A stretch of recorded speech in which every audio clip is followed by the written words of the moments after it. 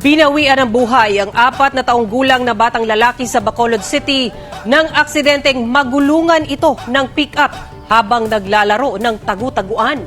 Si Adrian Prietos ng GMA Regional TV 1 Western Visayas nakatutok. January 26 ngayong taon nagdiwang ng kanyang ika-4 na taong kaarawan si Mark. Kaya masakit sa pamilya na iyon na pala ang huling birthday ng bata matapos aksidente itong magulungan ng pick-up. Emosyonal ang ina ni Mark at hindi matanggap ang nangyari, kaya hindi na ito nagpaunlak ng panayam. Ayon sa tiyahin ni Mark, naglalaro ito kasama ang mga kaibigan sa likod na bahagi ng Burgos Public Market sa Bacolod City. Kasi sa likod ko, gulpilan siya na dula mo. Opdanay man kami sa mga iloya. Buot lang kami, wine na siya sa tupad namon.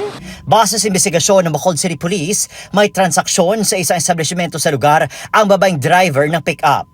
Nang bumalik na ito sa sasakyan, may lumapit sa kanya ng ilang bata at binigyan niya ng pagkain.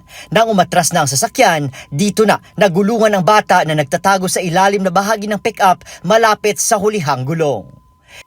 Pag-reverse niya, pinali lang ang dami na lagbok kung nilatakan sa bagay. Isagali ka bata. Itinuturing ng ilang magulang na leksyon ang nangyari kay Mark. Kaya mahigpit na nilang binabantayan ang mga anak upang hindi na maglaro sa kalsada at maiwasan ang parehong aksidente.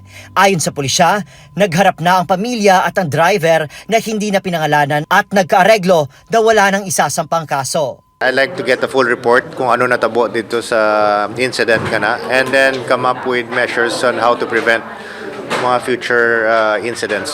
Mula sa GMA Regional TV 1 Western Visayas, Adrian Prietos, nagbabalita para sa GMA Integrated News.